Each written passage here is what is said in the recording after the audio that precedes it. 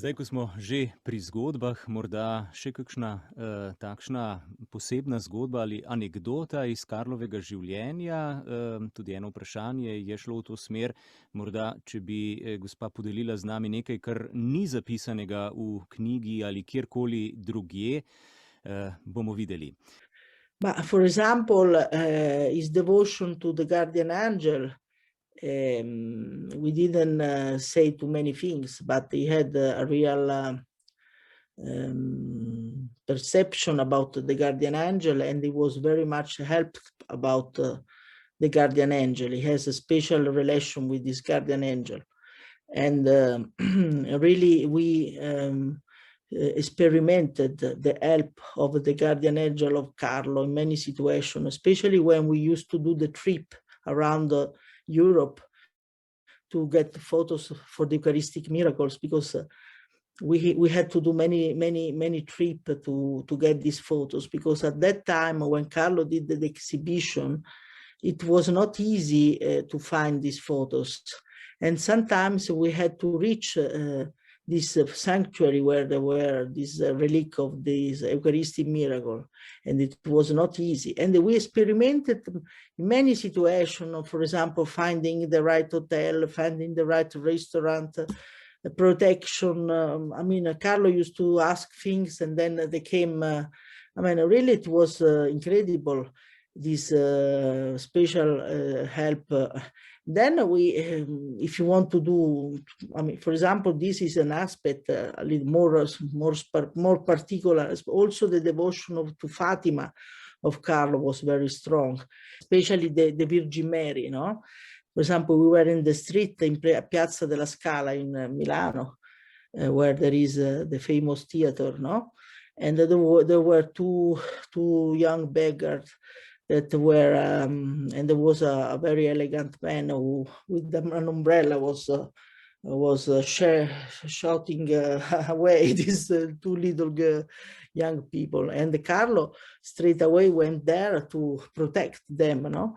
And because he had a sense really of justice very strong, no, and also risking to be beaten also. And for example, this Carlo was something like 11 years old, no, and he was very tall and very already when he was 11 years old. But just to tell you how he concretely, no, if he had situation of difficulty situation, he really was always ready to help, to be close to the person that had more problems. Okay, thank you. Next question. Vprašanje, ali še hrani posnetke Carla, ki jih je on posnel? Some of them we have, yes. For example, there is a record in which Carlo predicts his death.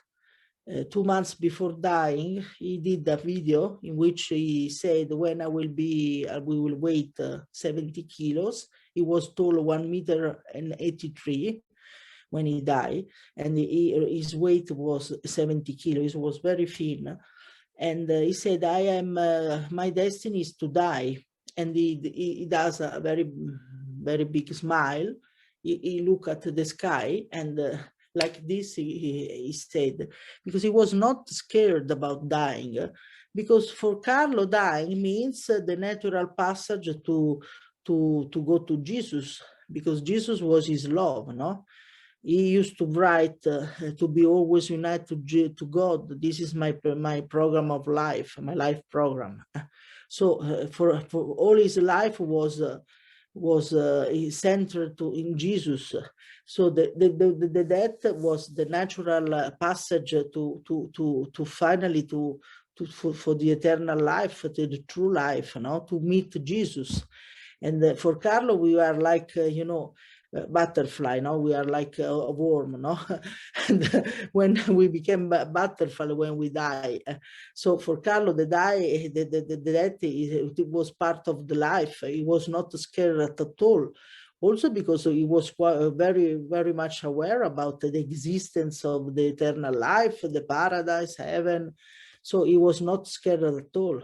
Zdaj kar nekaj vprašanj v povezavi s Carlovo smrtjo in kako je ona to doživela, v veri sprejela.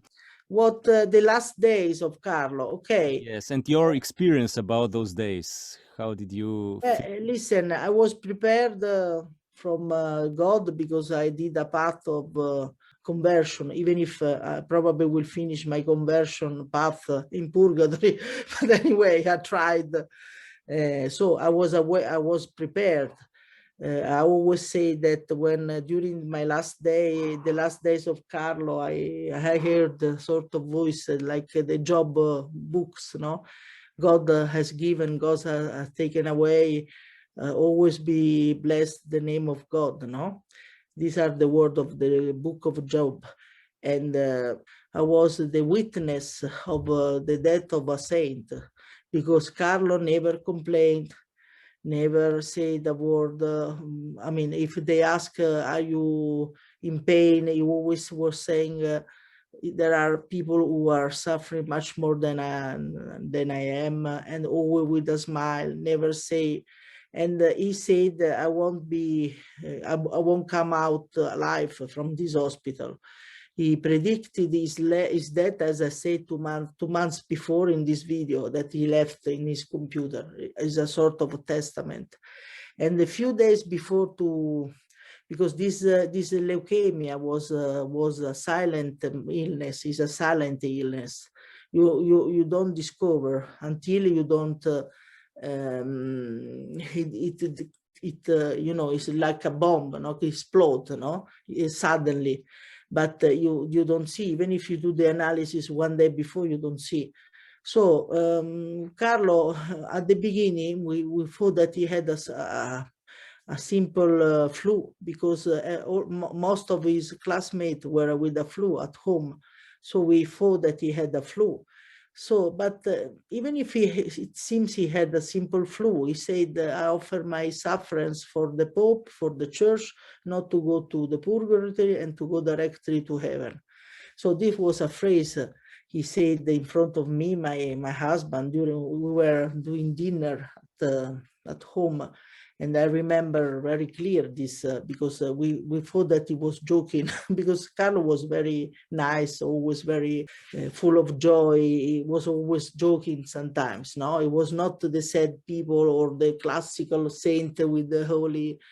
He was always very brilliant, very, you know, and enthusiast of life, etc. So we didn't give too much importance. We thought that he was joking. Instead, he was not joking at all, and he was aware about the fact that probably his life would have lasted very few days. And when he was smaller, he always was saying that he would have died because of a brain that would have a vein who had broken in the brain. In fact, he did. His death was because of this, the rupture of the vein of the brain.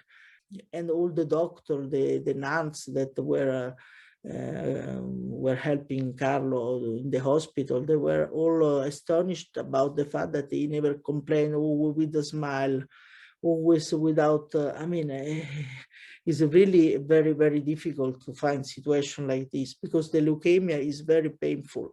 And Carlo couldn't move because he had a lot of hemorrhagia, but he accepted everything. He was and he didn't was scared at all, you know.